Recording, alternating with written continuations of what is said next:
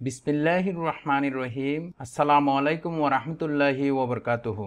আজকে আমি আপনাদেরকে দেখাবো কিভাবে সফটওয়্যার ছাড়া কম্পিউটারের গতি বৃদ্ধি করবেন।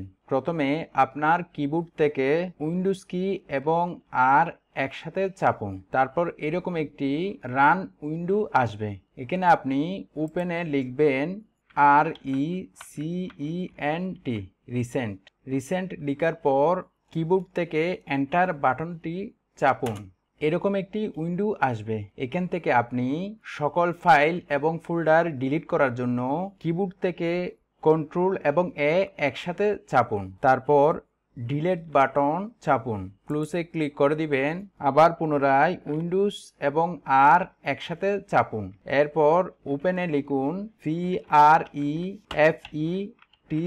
PREFETCH, তারপর কিবোর্ড থেকে এন্টার কি চাপুন।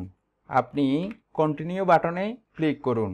এখানেও আপনি কিবোর্ড থেকে কন্ট্রোল এবং এ একসাথে চাপুন। তারপর আপনার ফাইল এবং ফোল্ডার সবগুলো সিলেক্ট হয়ে যাবে। সিলেক্ট হওয়ার পর আপনার কিবোর্ড থেকে ডিলিট কি চাপুন। কিছু কিছু ফাইল ডিলিট হবে না, তখন আপনি do this for all current items এর যে চেকবক্স রয়েছে সেটিতে টিক চিহ্ন দিবেন। দেওয়ার পর এস্কেপে ক্লিক করবেন। কিছু ফাইল এবং ফোল্ডার ডিলিট না হলেও কোনো সমস্যা নাই। একইভাবে আপনি কিবোর্ড থেকে উইন্ডোজ এবং আর কি একসাথে চাপুন।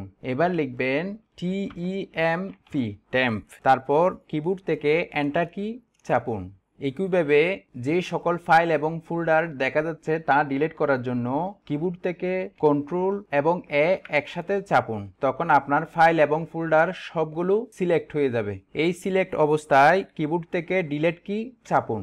এই অবস্থায় আপনি do this for all current items এর যে চেকবক্স রয়েছে সেটিতে টিক চিহ্ন দিবেন। টিক চিহ্ন দেওয়ার পর স্কিপে ক্লিক করবেন, তারপর ক্লোজ করে দিবেন। একইভাবে আপনি কিবোর্ড থেকে উইন্ডোজ এবং আর কি একসাথে চাপুন। এখন ওপেনে লিখবেন %TEMP, আবার অর্থাৎ %temp দেওয়ার পর কিবোর্ড থেকে এন্টার কি চাপুন। একইভাবে যে সকল ফোল্ডার এবং ফাইল দেখা যাচ্ছে সেগুলো সিলেক্ট করার জন্য কিবোর্ড থেকে কন্ট্রোল এবং এ একসাথে চাপুন। সিলেক্ট হওয়ার পর আপনি কিবোর্ড থেকে ডিলিট কি চাপুন। আপনি do this for all current আইটেমসের যে চেকবক্স রয়েছে সেটিতে ক্লিক করবেন। তারপর এস্কেপ বাটনে ক্লিক করবেন, ক্লোজ করে দিবেন। পুনরায় কিবোর্ড থেকে উইন্ডোজ এবং আর কি একসাথে চাপুন। এখন ওপেনে লিখুন TREE, তারপর কিবোর্ড থেকে এন্টার চাপুন। এই প্রক্রিয়াটি কয়েকবার করুন, তখন আপনার কম্পিউটার রিফ্রেশ হয়ে যাবে। একইভাবে আবার কিবোর্ড থেকে উইন্ডোজ এবং আর কি একসাথে চাপুন। এখন লিখবেন CSKDSK, এরপর আপনার কিবোর্ড থেকে এন্টার চাপুন, তখন আপনার কম্পিউটার রিফ্রেশ হবে। এটিও বেশ কয়েকবার করবেন। তারপর এখন আপনার কার্সরটি দিস পিসিতে রেখে মাউসের রাইট বাটন ক্লিক করবেন। এখান থেকে ম্যানেজ এ ক্লিক করবেন।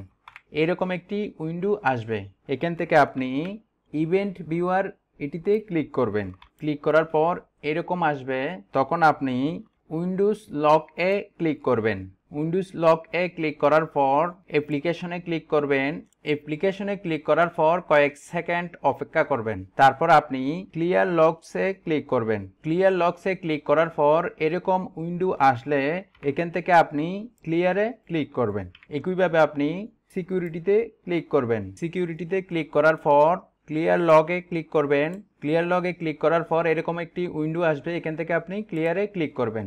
একই পদ্ধতি অনুসরণ করে সিস্টেম থেকেও ক্লিয়ার লকসে ক্লিক করবেন। তারপর ক্লিয়ারে ক্লিক করবেন। তারপর উইন্ডোটি ক্লোজ করে দিবেন। তারপর দিস পিসিতে ডাবল ক্লিক করবেন। ডাবল ক্লিক করার পর লোকাল ডিস্ক সি তে ক্লিক করবেন। ক্লিক করার পর মাউসের রাইট বাটন ক্লিক করবেন। এখান থেকে আপনি প্রপার্টিসে ক্লিক করবেন। প্রপার্টিসে ক্লিক করার পর এরকম একটি উইন্ডো আসবে।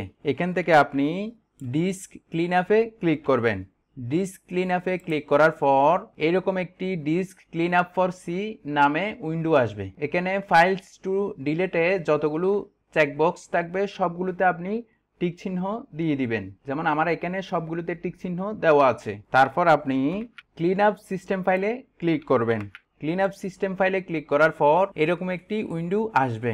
তারপর কয়েক সেকেন্ড পর এরকম একটি উইন্ডো আসবে, তখন আপনি ওকেতে ক্লিক করবেন। তারপর ডিলিট ফাইলসে ক্লিক করবেন।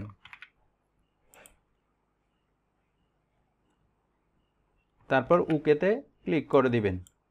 তারপর উইন্ডোটি ক্লোজ করে দিবেন। সর্বশেষ আপনার কার্সরটি রিসাইকেল বিনে ক্লিক করে মাউসের রাইট বাটন ক্লিক করবেন। এখান থেকে আপনি এমটি রিসাইকেল বিনে ক্লিক করবেন।